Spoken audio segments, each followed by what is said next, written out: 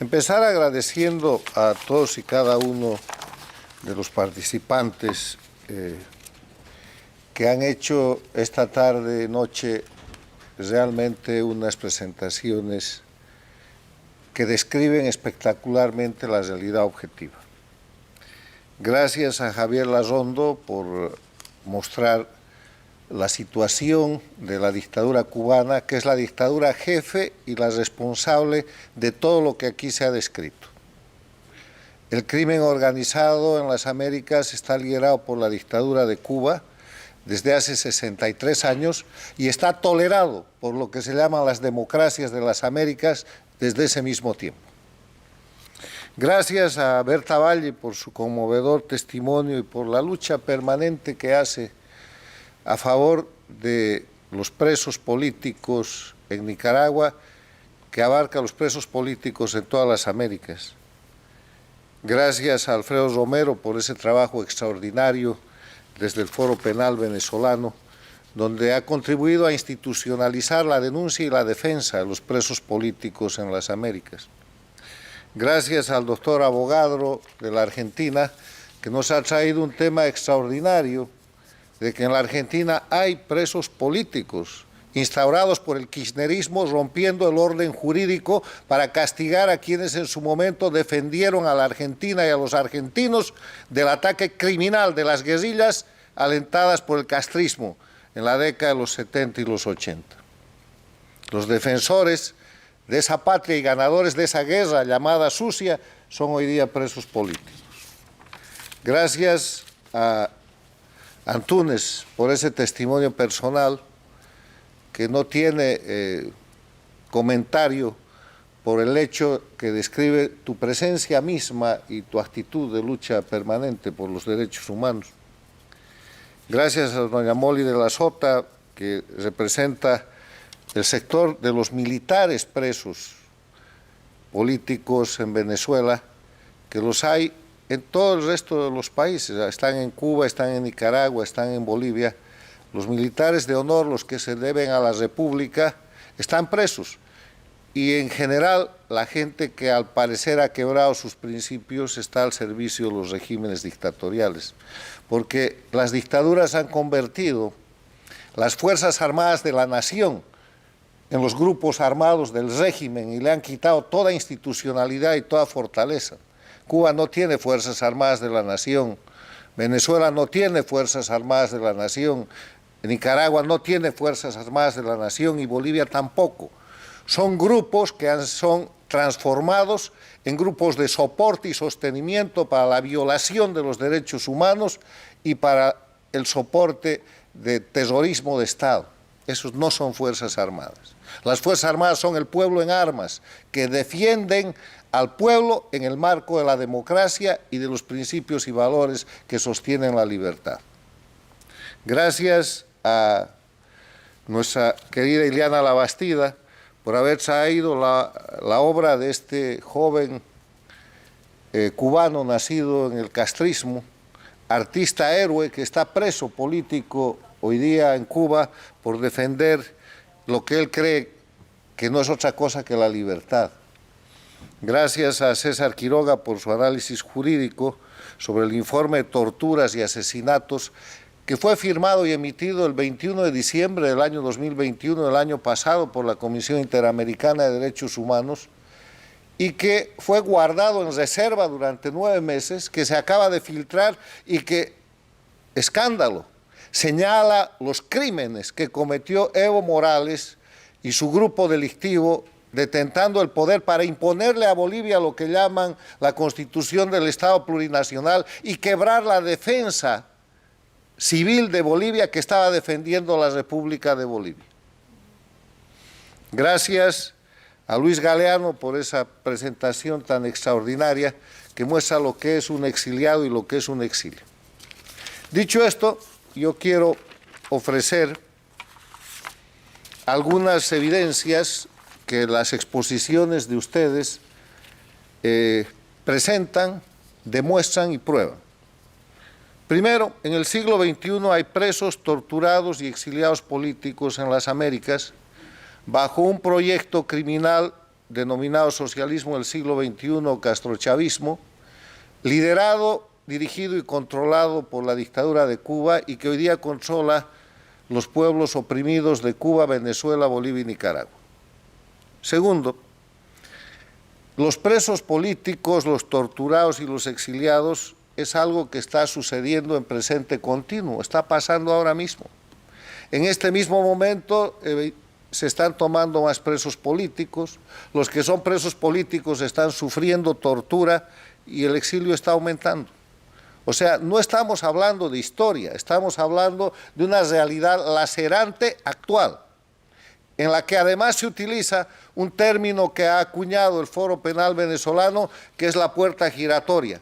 Los presos políticos sirven como instrumento de negociación de las dictaduras, porque tienen hoy día 100 y después sueltan 20 y capturan 30, sueltan 2, capturan 4, porque esa es la herramienta con que las dictaduras se mantienen en el poder.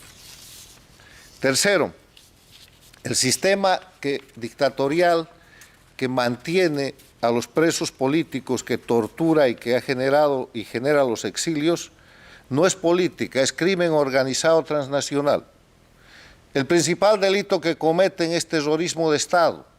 El terrorismo de Estado es la comisión de crímenes desde el poder, con el uso del poder, para generar miedo en la población, de manera que esa población asuma conductas que de otra forma no serían admisibles.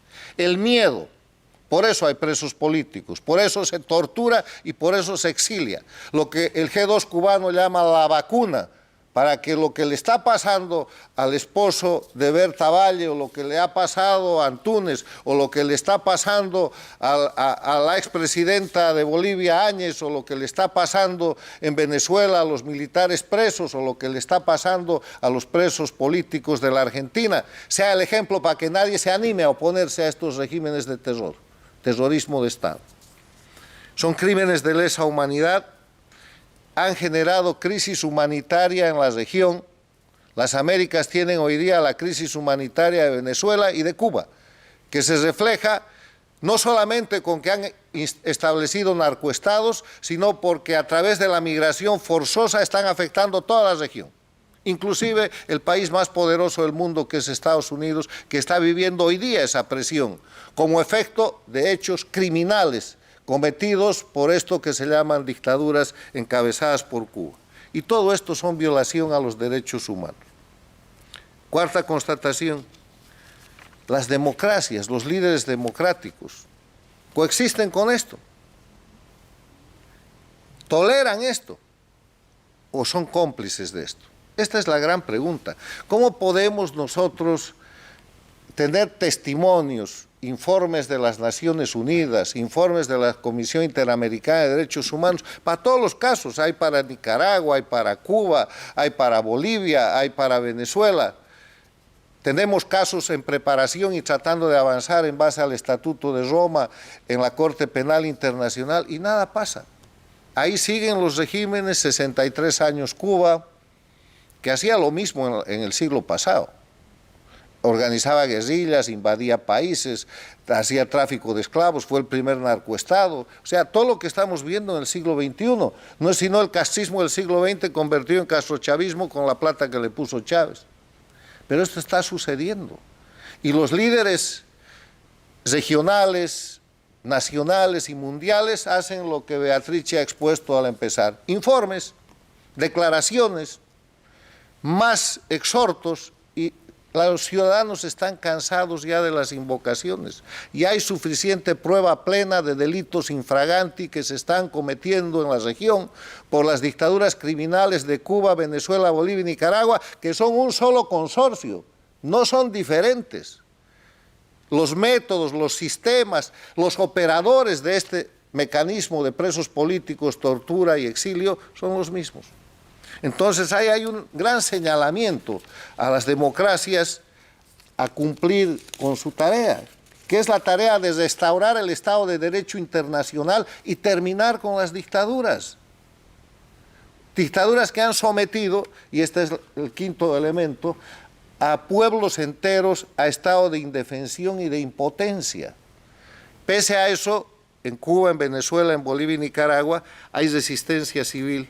Y para terminar las dictaduras, esta es la conclusión final, es urgente que las democracias y los organismos internacionales implementen acciones efectivas de 4 tipos.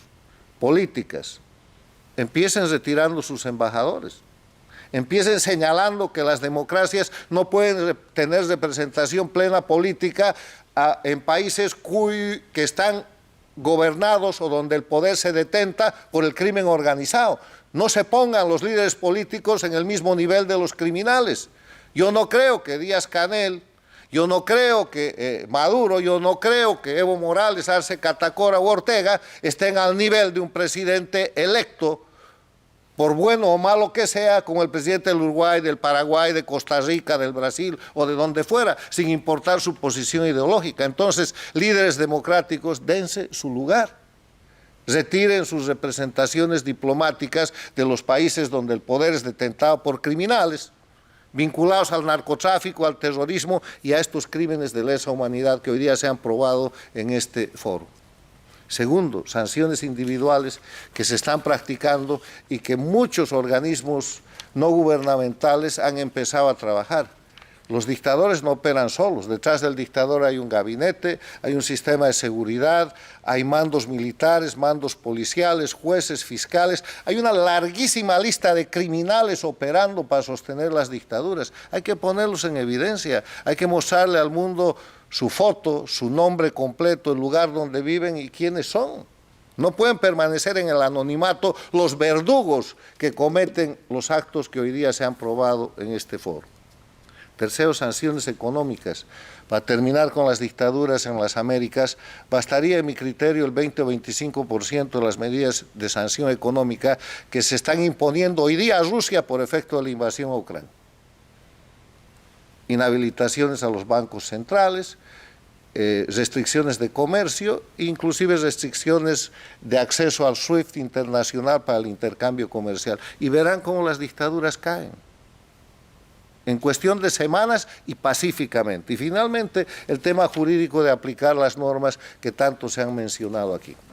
El mérito de este foro es tener gente valiente que ha de terminar rescatando la libertad y la democracia, porque los pueblos están en resistencia civil, persisten, resisten, y las dictaduras, como se ha dicho al empezar por nuestro orador principal, está en una crisis terminal, o sea que a seguir avanzando, que la vida de las dictaduras está limitada precisamente por esa debilidad histórica que está señalando su final. Muchas gracias.